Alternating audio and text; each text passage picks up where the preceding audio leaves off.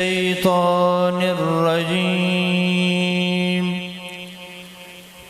بسم الله الرحمن الرحيم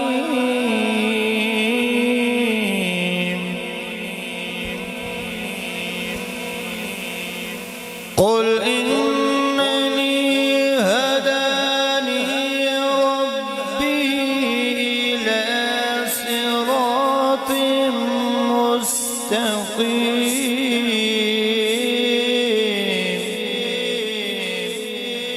دينا قيما ملة إبراهيم حنيفا وما كان من المشركين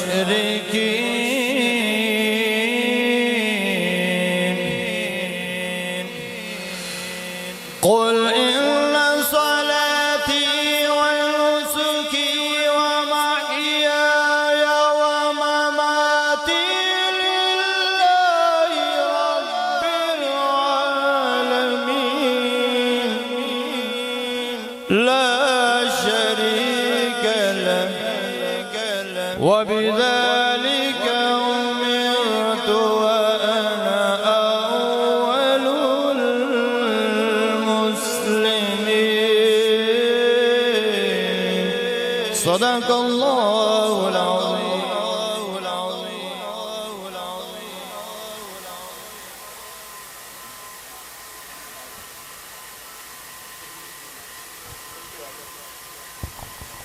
درود پاک صلی اللہ علیہ یا رسول اللہ وسلم علیکہ یا حبیب اللہ. اے میرے مصطفیٰ با خدا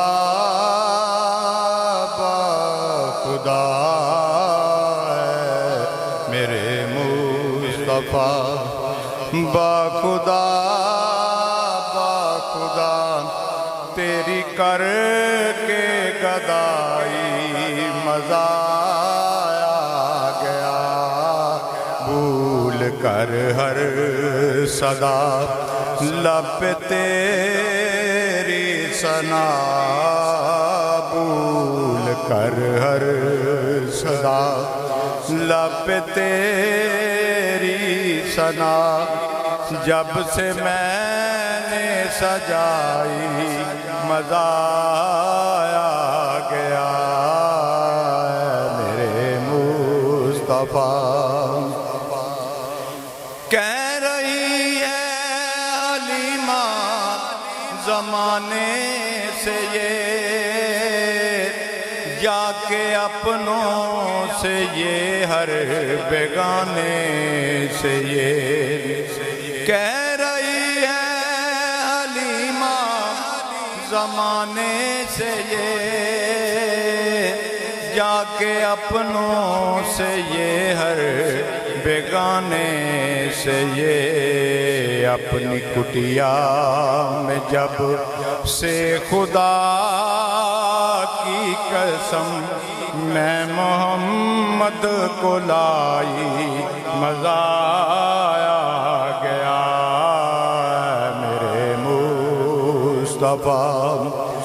میں حیرت نگاہوں کی تنویر ہے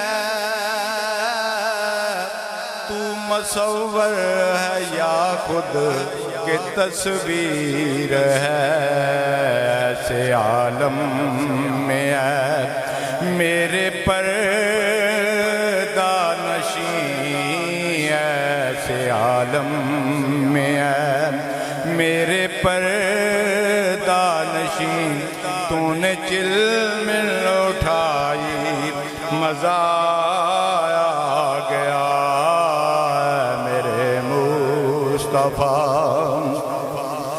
مجھ کو مرنے کا اب تو کوئی غم نہیں روح نکلنے کا اب تو افسوس حاکم نہیں، شکریہ شکریہ اے قضا شکریہ تو مدینے میں آئی مزہ۔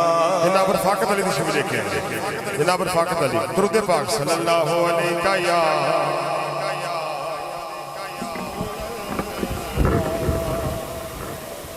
صلی اللہ علیہ یا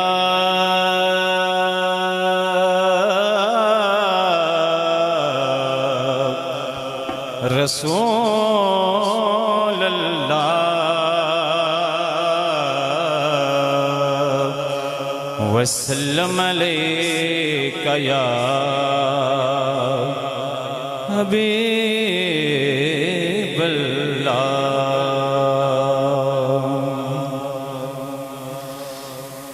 میں ہوں سرکار مدینہ کا گدا، جو بھی مانگوں مجھے سرکار عطا کرتے ہیں۔ میں ہوں سرکار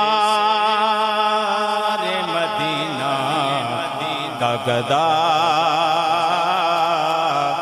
جو بھی مانگوں مجھے سرکار عطا کرتے ہیں۔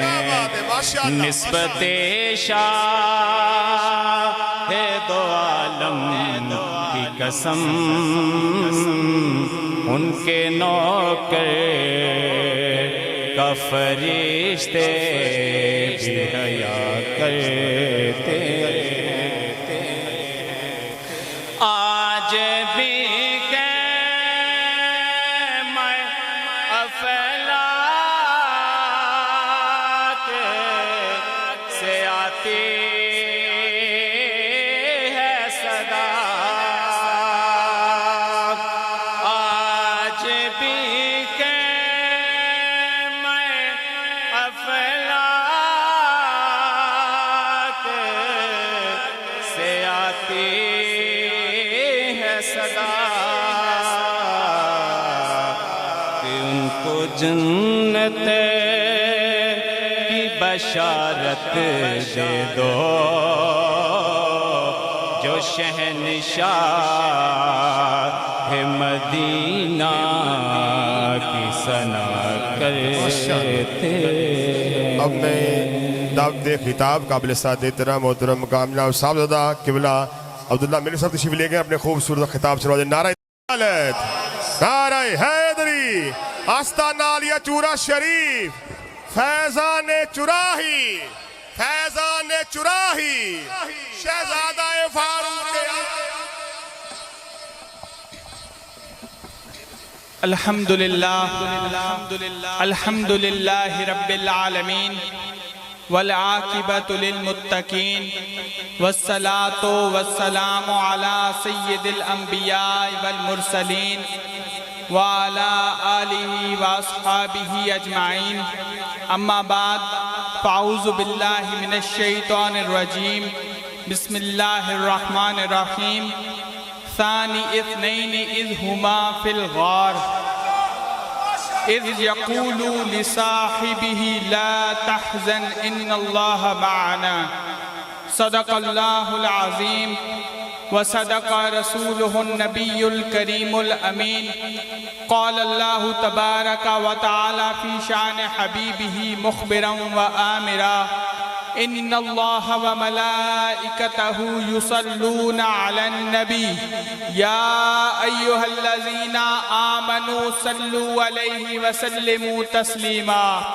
الصلاة والسلام علیکہ یا سیدی یا رسول اللہ وعلى آلك وصحابك يا حبيب الله، الصلاة والسلام عليك يا رحمة للعالمين۔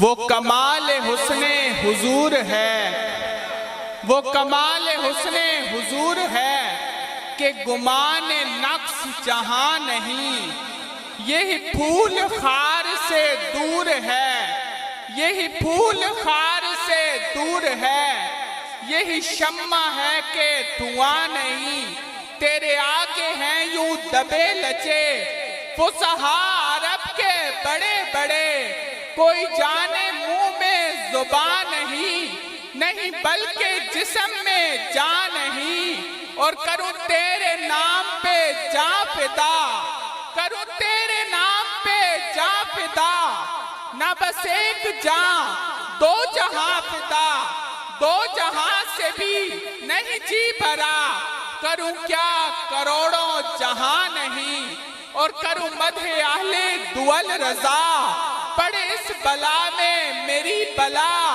میں گدا ہوں اپنے کریم کا، میرا دین پارا نان ہے۔ والضحیٰ چہرہ واللیل زلفاں والشمس دی پیشانی ہے، مکھ چند بدر شاشانی ہے، متھے چمک دی لاٹ نورانی ہے، کالی زلف تے اکھ مستانی ہے، ہو آقا میرے دی نشانی ہے۔ حضرات اکرامی، آج ہماری انتہائی خوش قسمتی کہ آج ایک مرتبہ پھر حضرت بابا جی فقیر محمد چرائی کے عرس میں حاضر ہونے کا موقع ملا، اور یہ میں اکثر کہا کرتا ہوں کہ حاضری ویسے بھی ہوتی رہتی ہے، ویسے بھی حاضری بابا جی صاحب کے پاس ہوتی رہتی ہے، لیکن اپنے پیر کے عرس میں حاضر ہونا یہ اپنے لیے مرید سب سے بڑی سعادت کی بات سمجھتا ہے۔ ایک مرید کے لیے سب سے بڑی سعادت کی بات کیا ہوتی ہے کہ وہ اپنے پیر کے عرس میں حاضر ہوا ہے، اور یہ وہ لوگ ہوتے ہیں جو حضرت بابا جی صاحب کی طرف سے چنے ہوئے ہوتے ہیں کہ جب لوگ حاضری کے لیے آتے ہیں تو ان میں سے چاند کو چن لیا جاتا ہے کہ یہ میرے عرس پر حاضری دیں گے، اور الحمدللہ آج بھی سالانہ عرس پر ہم سب حاضر ہوئے ہیں، اور ہم یہاں پر انتہائی پر ادب اور انشاءاللہ انتہائی ادب کے ساتھ یہاں پر حاضری دیں گے، کیونکہ فیض بشک ادب والوں کو ملتا ہے۔ حضرت غوث اعظم شیخ عبدالقادر جیلانی، آپ جب زمانہ طالب علمی میں تھے تو آپ کے چند دوست تھے، ان میں ایک حضرت عبداللہ تمیمی، وہ یہ واقعہ بیان کرتے ہیں، آپ فرماتے ہیں کہ ہم نے سنا کہ کسی مقام پر ایک غوث رہتا ہے، تو ہم نے کہا کہ ہم جاتے ہیں ان غوث کا ذرا زیارت کریں گے، ان سے فیض حاصل کریں گے، تو آپ فرماتے ہیں کہ وہاں پر ہمارے ساتھ ایک اور دوست تھا، اس کا نام تھا ابن سقا، اس کا نام تھا ابن سقا، اس نے کہا کہ میں جاؤں گا، اس کو اپنے ان پر زوم تھا نا، اس کو اپنے ان پر زوم تھا، اس نے کہا کہ میں جاؤں گا ان غوث سے ایک ایسا سوال کروں گا کہ وہ لاجواب ہو جائیں گے۔ تو حضرت عبداللہ تمیمی آپ فرماتے ہیں کہ میں نے کہا کہ ٹھیک ہے تم سوال کرو گے تو میں بھی سوال کر لوں گا، لیکن وہاں پر حضور غوث پاک تھے، آپ نے فرمایا نہیں، میں کوئی سوال کرنے نہیں جا رہا، میں تو صرف زیارت کے لیے جا رہا ہوں۔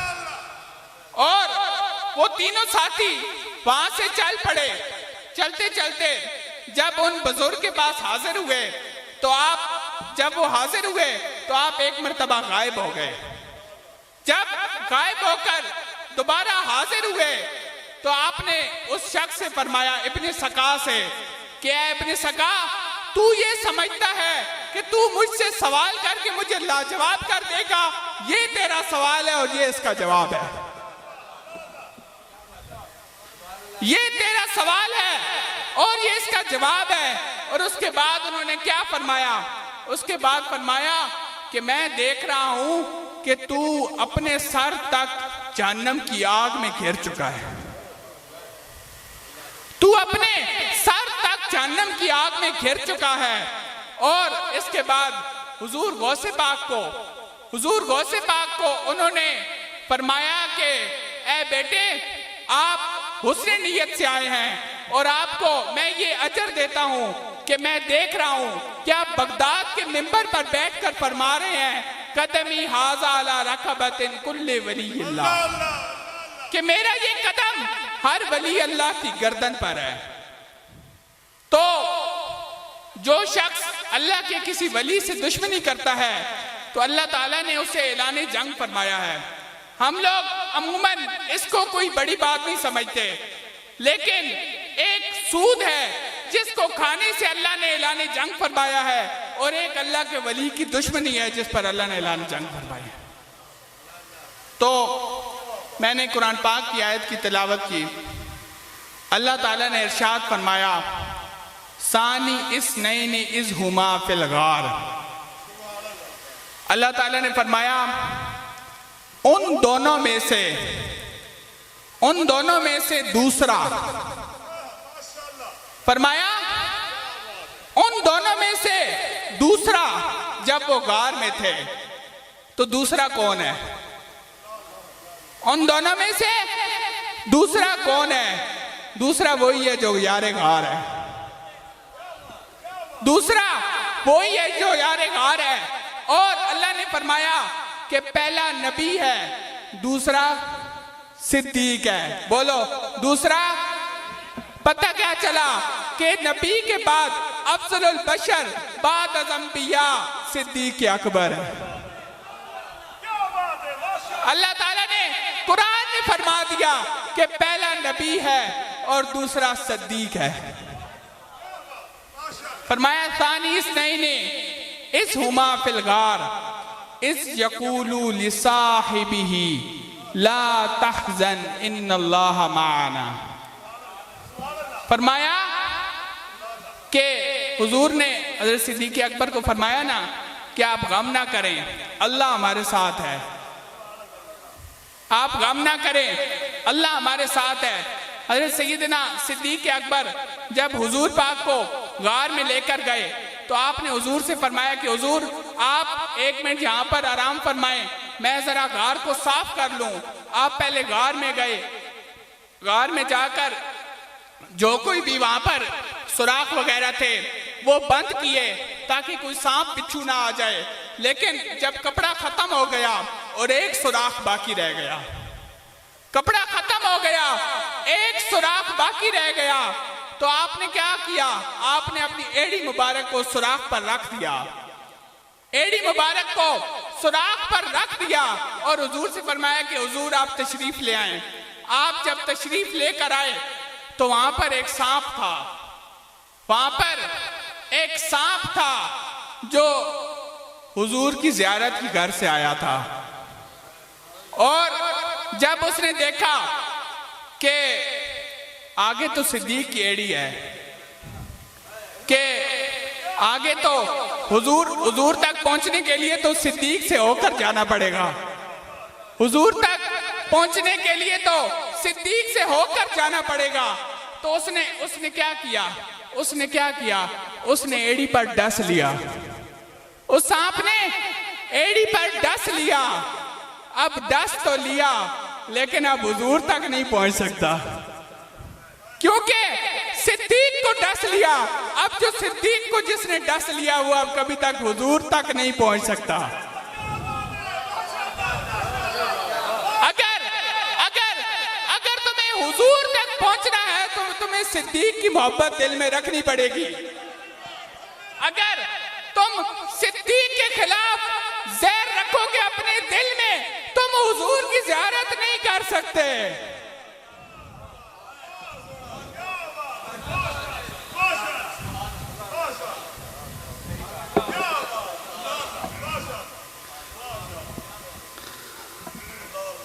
صدیق اکبر جب حضور کو پہاڑ پر لے کر جا رہے ہیں تو آپ نے حضور کو اپنے کندھوں پر سوار کر لیا، حضور کو اپنے کندھوں پر سوار کر لیا۔ اور اب کندھوں پر سواری کی بات ہوئی ہے تو پھر میں وہ واقعہ کیسے بھول جاؤں کہ جب حضور نے حضرت علی سے فرمایا کہ علی آپ میرے کندھوں پر سوار ہو کر ان بتوں کو توڑ دیں۔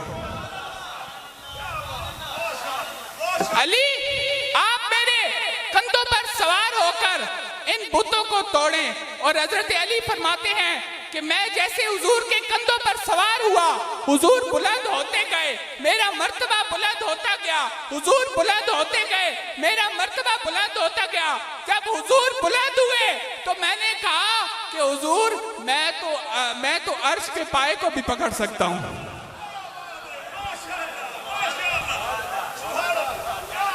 حضور آپ کے کندھوں پر مجھے وہ مقام مل گیا ہے کہ میں تو اب عرش کے پائے کو بھی پکڑ سکتا ہوں۔ اور یہی وہ کندھے ہیں جن پر حضرت حسنین کریمین سواری کیا کرتے تھے، یہی وہ کندھے ہیں جن پر حضرت حسنین کریمین سواری کرتے تھے۔ اور حضرت حسنین کریمین سواری کر رہے ہیں اور وہاں سے حضرت ابوبکر صدیق آ گئے، وہاں سے حضرت عمر فاروق آ گئے۔ انہوں نے فرمایا کہ حضور یہ دیکھیں نا، حضور یہ دیکھیں ان بچوں کو سواری کتنی اچھی ملی ہے، حضور یہ دیکھیں نا ان بچوں کو سواری کتنی اچھی ملی ہے۔ تو حضور نے فرمایا تم صرف سواری دیکھتے ہو، یہ دیکھو نا سوار بھی تو کتنا اچھا ہے۔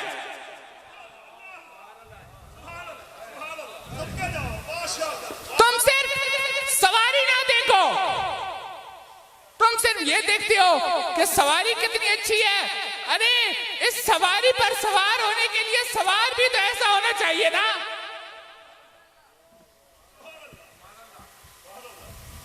ہر ایک کے مقدر میں کہاں اس در کی غلامی جس در کا تو دربان بھی جبریل امی ہے۔ ہر شخص اس مقام پر نہیں پہنچ سکتا۔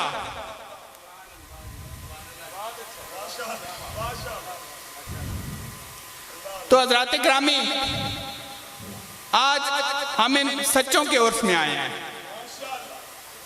جن کی نسبت صدیق اکبر سے ہے، اور الحمدللہ آج تو ایک اتنا عظیم سما ہے کہ بابا جی صاحب نے ہمیں اپنے قدموں میں آج بلا لیا ہے۔ آج بابا جی صاحب نے ہمیں وہاں سے اٹھا کر آج اپنے قدموں میں بلا لیا ہے کہ یہاں پر آ کر ہم سچوں کو یاد کریں اور صدیق اکبر کا ذکر کریں۔ تو دعا ہے اللہ تعالیٰ ہم سب کا آنا اپنی بارگاہ میں قبول و منظور فرمائے۔ وما علیہ الا البلاغ المبین۔ ڈاکٹر غلام مرتضی علوی صاحب آپ تشریف لے کے آئیں اور اپنے خوبصورت خطاب سنواجیں۔ نعرہ تکبیر، نعرہ رسالت، نعرہ حیدری، آستانہ علیہ چورا شریف، فیضان چراہی، شہزادہ فاروق اعظم قبلہ پیر محمد بدرالدجا فاروقی صاحب، نعرہ رسالت۔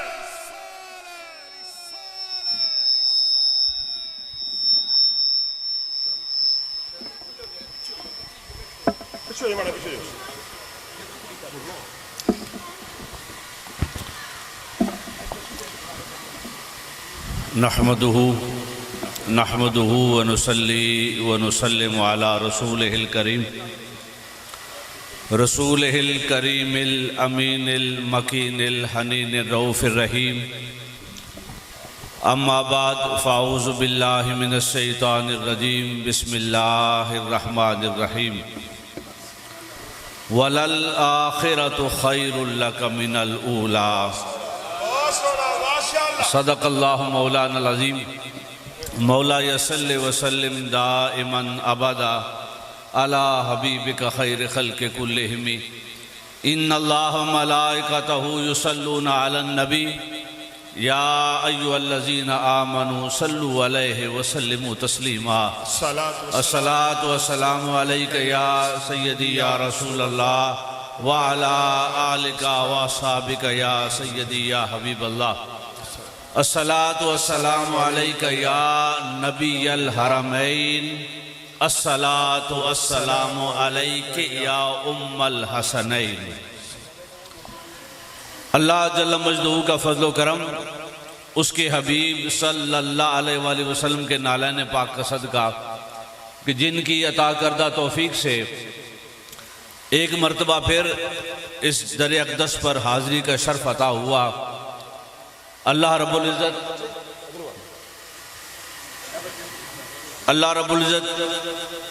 ہمیں اور ہماری نسلوں کو حضور نبی اکرم صلی اللہ علیہ وسلم کی، حضور کی آل کی محبت عطا فرمائے اور اس آستانِ عالیہ شورا شریف کے ساتھ اور ان کی نسلوں کے ساتھ سچی وابستگی عطا فرمائے۔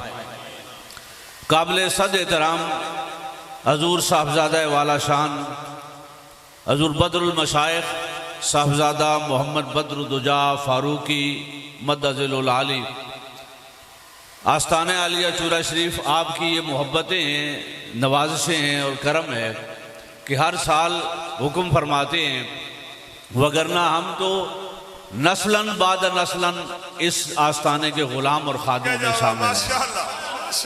اور اللہ رب العزت اس ہمارے خاندان پر اور آپ سب پر جو اس آستانِ عالیہ چورا شریف کی برکتیں، کرم اور رحمتیں ہیں، ان میں اللہ اور اضافہ فرمائے۔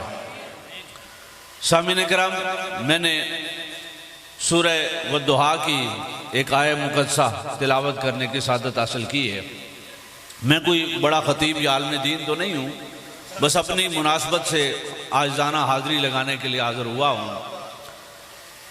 اللہ رب العزت نے میرے اور آپ کے آقا محمد مصطفیٰ صلی اللہ علیہ وسلم کی شان و عظمت بیان کرتے ہوئے ارشاد فرمایا، وَلَلْآخِرَةُ خَيْرٌ لَكَ مِنَ الْأُولَىٰ۔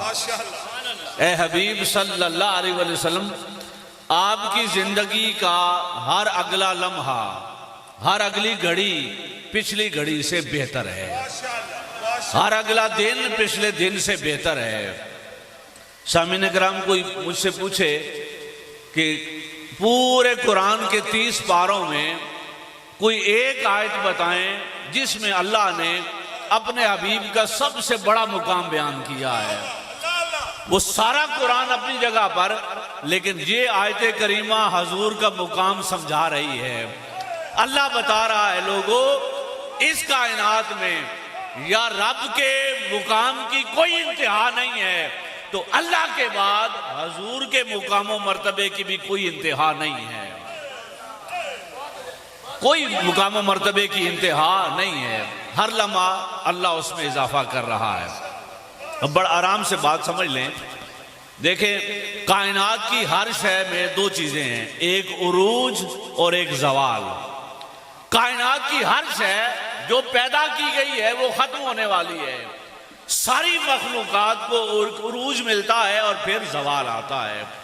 انسان بچپن سے لڑکپن میں، جوانی میں، شباب میں آتا ہے، آہستہ آہستہ بڑھاپے کے بعد ختم ہو جاتا ہے۔ کائنات کی ہر شے، یہ سورج، چاند، ستارے، کائنات ساری، یہ بھی ایک دن ختم ہو جائے گی۔ اللہ نے فرمایا، یوم نطوی السماء کطی سجل للکتب، ایک دن آئے گا یہ ساری کائنات ہم کھلی ہوئی کتاب کی طرح جیسے پھیلائی ہے نا، ایسے لپیٹ دیں گے۔ بولیے ہر شے کو عروج ہے تو ایک زوال بھی ہے۔ اگر اس کائنات میں زوال نہیں ہے تو مقام محمد مصطفیٰ کو نہیں ہے۔ حضور نبی اکرم صلی اللہ علیہ وسلم کے مقام و مرتبے کو کوئی زوال نہیں ہے، ہر لمحہ اللہ رب العزت اس میں اضافہ فرما رہا ہے۔ اگر کوئی بڑے سے بڑا حضور کے مقام کو سمجھنے کی کوشش کرے یا متعین کرنے کی کوشش کرے کہ حضور کا مقام و مرتبہ یہ ہے، تو سامعین کرام اس کی سوچ اور نگاہ کی آخری حد ہے، لیکن حضور کے مقام کی آخری حد نہیں ہے۔ اس لیے کہ جب بندہ حضور کو جس مقام پر دیکھے گا آواز آئے گی وَلَلْآخِرَةُ خَيْرٌ لَكَ مِنَ الْأُولَىٰ، ہم اس مقام میں اور اضافہ فرما رہے ہیں۔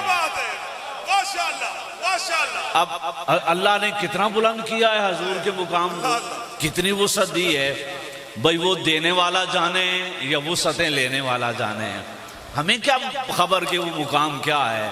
بس ہمیں تو اس نے اتنا بتایا ہے اللہ نے کہ میں اپنے حبیب کا مقام بڑھا رہا ہوں۔ مولا تو کب سے بڑھا رہا ہے؟ فرمایا جب تم تھے ہی نہیں اس وقت سے بڑھا رہا ہوں، اور جو تب تم نہیں رہو گے تب بھی بڑھاتا رہوں گا۔ تو باری تعالیٰ ہمیں تو اس مقام کی خبر نہیں ہو سکتی، ہاں تھوڑی جھلک بتا دے کہ وہ تو نے کتنا بلند کیا ہے، کتنی رفعتیں عطا کی ہیں۔ فرمایا ساری زندگی کا مقام تو تم کیا سمجھو گے، ہاں ایک رات جو بلندی دی ہے نا وہ شب معراج کو دیکھ لو۔ یہ ایک رات کی بلندی ہے کہ میں نے سارے فاصلے مٹا کر اپنی قربتوں میں بلا لیا۔ یہ حضور کا آخری مقام نہیں تھا، معراج حضور کا بولیے آخری مقام نہیں تھا، وہ تو ایک رات کا قرب تھا۔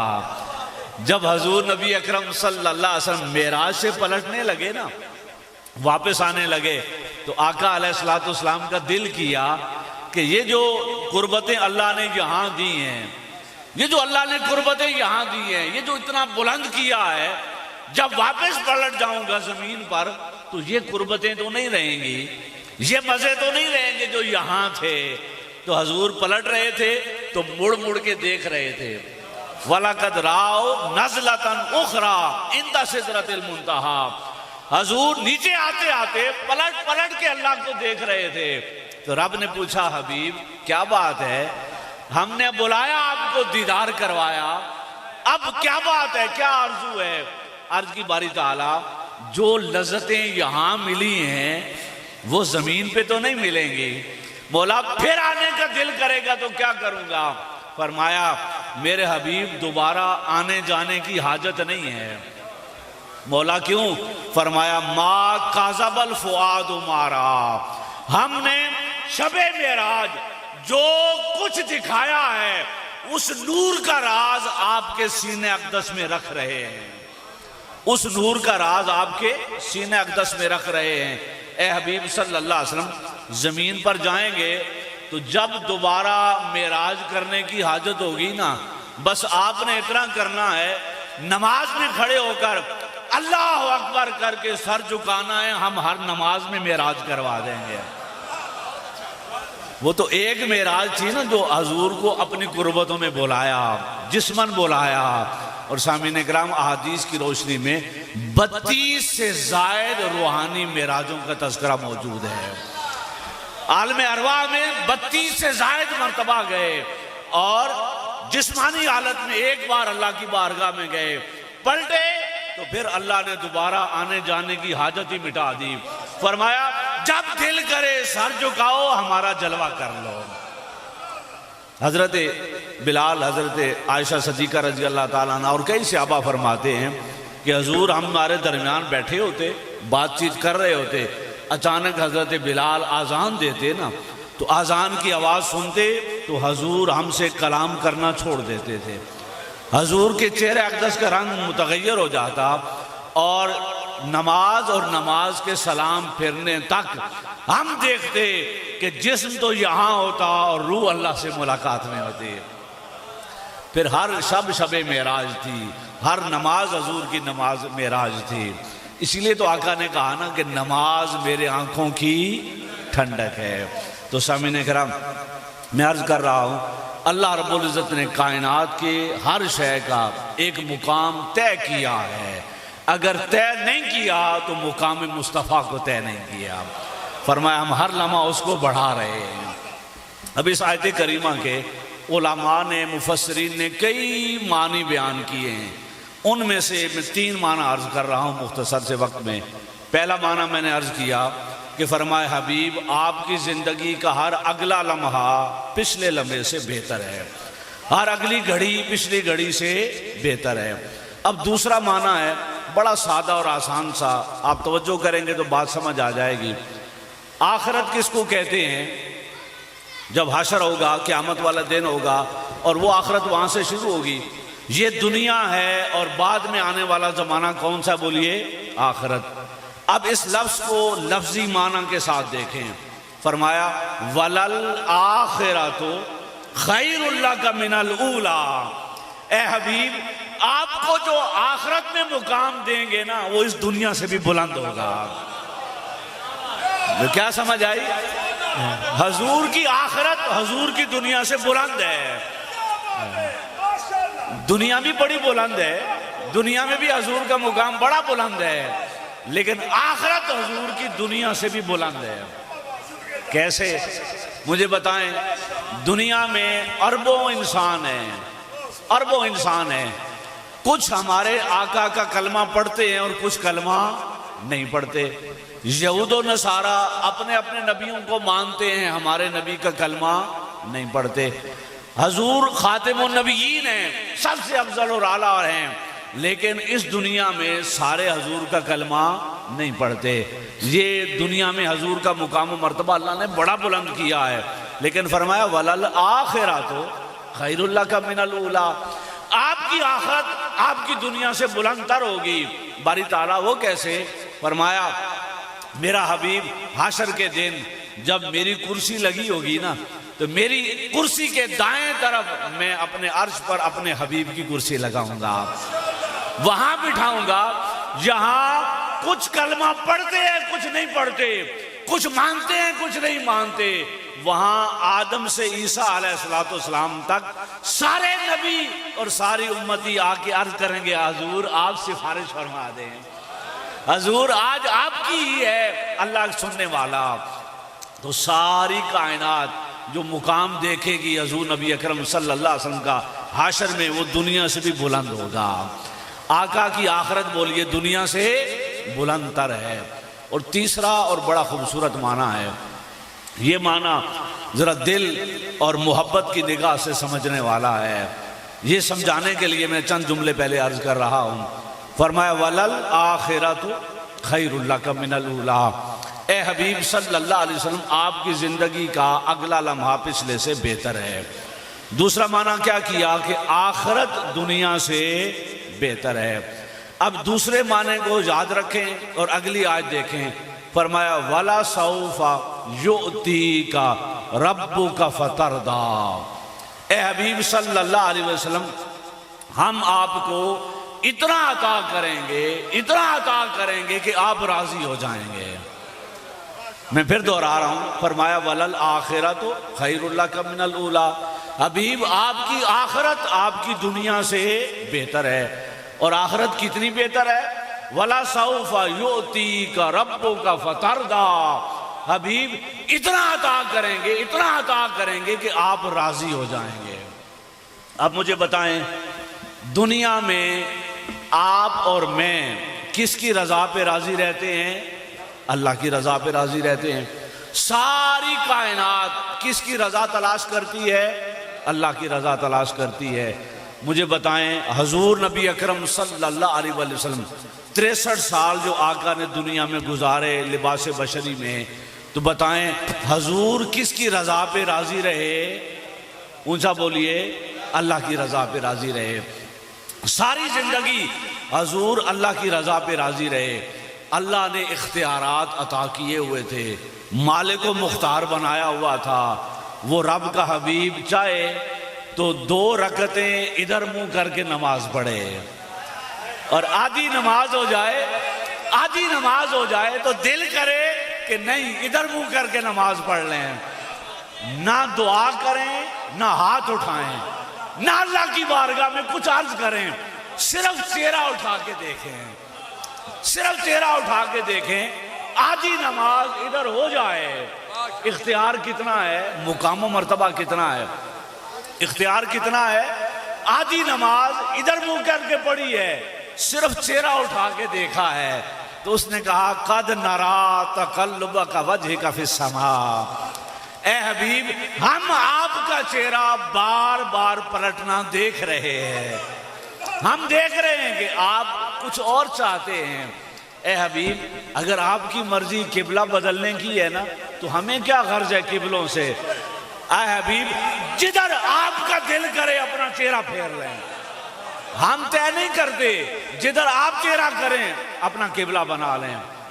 مجھے بتائیں جس نبی کو رب نے اتنا اختیار دیا ہو کہ سر اٹھائے تو قبلے بدل جائیں, مجھے بتائیں اگر حضور ہاتھ اٹھاتے اور دعا کرتے اپنے حسین کے لیے تو اللہ کی قسم یزید معاویہ کی اولاد میں یزید پیدا ہی نہ ہوتا، نہ واقعہ کربلا ہوتا، نہ کچھ ہوتا۔ حضور نے اپنی طاقت استعمال نہیں کی، کہا مولا میرے حسین کو صبر عطا کرنا، میرے حسین کو صبر عطا کرنا۔ اختیار یہ تھا کہ ہاتھ اٹھاتے تو امیر معاویہ کی اولاد میں یزید پیدا ہی نہ ہوتا، نہ واقعہ کربلا ہوتا، لیکن آقا نے یہ اختیار استعمال نہیں کیا۔ حضور نے کہا مولا میرے حسین کو صبر عطا کرنا۔ ایک اور مثال دیکھیں، طائف سے حضور واپس پلٹے، اب لہولہان جسم ہے، آقا علیہ السلام باغ میں بیٹھے، واقعہ سن رکھا ہے آپ نے، جبرائیل امین آئے، پہاڑوں کا فرشتہ آیا اور آ کے کیا کہنے لگے، حضور اجازت دیں تو ان کے اوپر پہاڑ گرا کر ملیا میٹ کر دیں، نسلیں ختم کر دیں، ان کی وجود مٹا دیں، قربان جائیں۔ یہ تو اختیار تھا نا، اجازت دے دیتے تو ان کا نام و نشان مٹ جاتا، لیکن حضور نے کیا کہا کہ میں انہیں معاف کرتا ہوں، ان کی نسلوں میں کلمہ پڑھنے والے آئیں گے۔ انہوں نے نہیں پہچانا تو کیا ہوا؟ سامعین کرام، بات جو سمجھانا چاہ رہا ہوں، ساری زندگی حضور کس کی رضا پہ راضی رہے؟ اللہ کی رضا پہ راضی رہے۔ آخری مثال بڑی خوبصورت ہے، جنگ احد کا واقعہ ہے، حضور کے 70 صحابہ شہید ہو چکے ہیں، آقا علیہ السلام کے 70 صحابہ شہید ہو گئے، چچا حضرت امیر حمزہ رضی اللہ تعالیٰ عنہ شہید ہو گئے، آقا علیہ السلام کو خود زخم آئے۔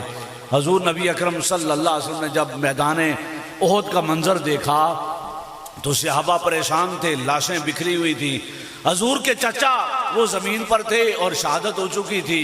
آقا علیہ السلام نے جب دیکھا تو دل اقدس میں تھوڑا رنج آیا اور ہاتھ اٹھانا چاہے کہ ان بدبختوں کے لیے بددعا کی جائے تو رب نے کہا لیس لک من الامر شیء، اے حبیب ہم نے آپ کو سراپا رحمت للعالمین بنا کے بھیجا ہے، آپ کی بددعا نکل گئی تو ان کی نسلیں کفر پر ہی مر جائیں گی۔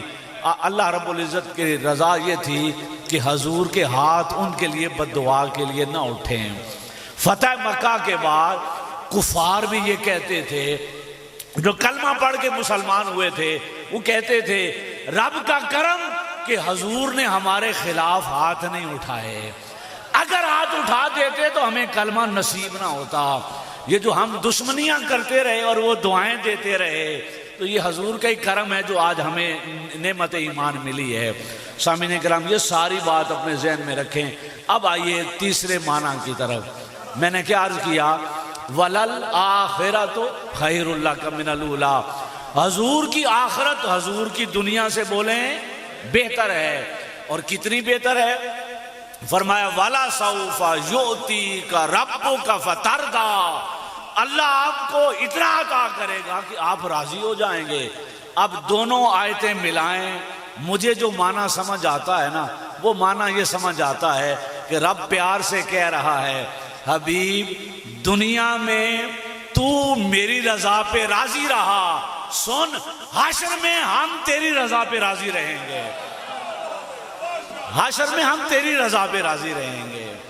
دنیا میں تو ہماری رضا پہ راضی رہا، جو ہم کہتے رہے اے حبیب تو اس پہ عمل کرتا رہا، تو نے ہماری رضا تلاش کی، حبیب حشر کا میدان ہوگا ہم تیری رضا پہ راضی رہیں گے۔ کیسے؟ سینکڑوں حدیث دیکھ لیں، اللہ کی کرسی لگی ہوگی، رب اپنی شان کے لائق بیٹھا ہوگا، تو اس حشر کے دن حکم خدا کا ہوگا لیکن مرضی محمد مصطفیٰ کی ہوگی، مرضی محمد مصطفیٰ کی ہوگی، آقا کی ہوگی، اور اللہ رب العزت اپنی شان کے لائق حکم عطا کرتا جائے گا۔ تو سامعین کرام، عرض کرنا یہ مقصود ہے کہ دنیا میں اللہ تبارک و تعالیٰ کا حبیب اللہ کی رضا پہ راضی رہا، اور حشر میں ساری کائنات کا مالک و مختار خود خدا بھی حضور کی رضا پہ راضی رہے گا۔ اب کیسے رہے گا؟ سینکڑوں احادیث ہیں، میں ایک حدیث پاک عرض کر رہا ہوں۔ قیامت والے دن آقا علیہ السلام نے بڑا خوبصورت ایک منظر بیان فرمایا۔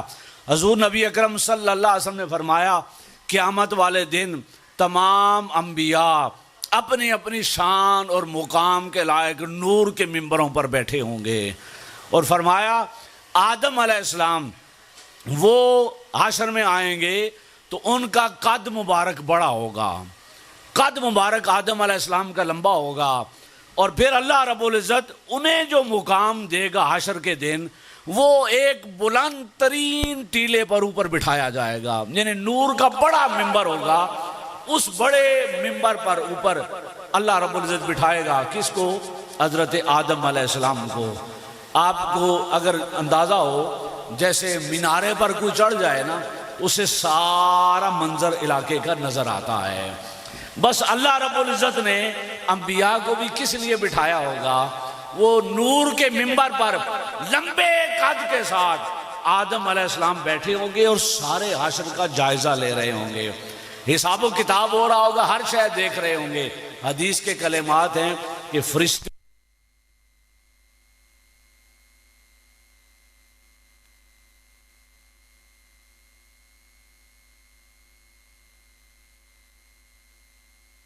अकरम सल्लल्लाहु अलैहि वसल्लम को हाशर में क्या मुकाम अता करेगा। जरा इको कम रखे। और कैसे कायनात उस हाशर के मैदान में हुजूर की मर्जी चलेगी। मैं अर्ज कर रहा था कि आदम का अलैहिस्सलातु वस्सलाम कहाँ बैठे होंगे? नूर के बुलंद तरीन टीले पर, और आपका कद मुबारक भी बड़ा होगा। इको कम रखे ताकि आवाज समझे। कद मुबारक भी आपका बड़ा होगा। आदम अलैहिस्सलाम सारे हशर का मंजर देख रहे होंगे। इतने में आदम अलैहिस्सलाम देखेंगे कि हुजूर के दो उम्मतियों को फरिश्ते पकड़कर जहन्नुम ले जा रहे हैं।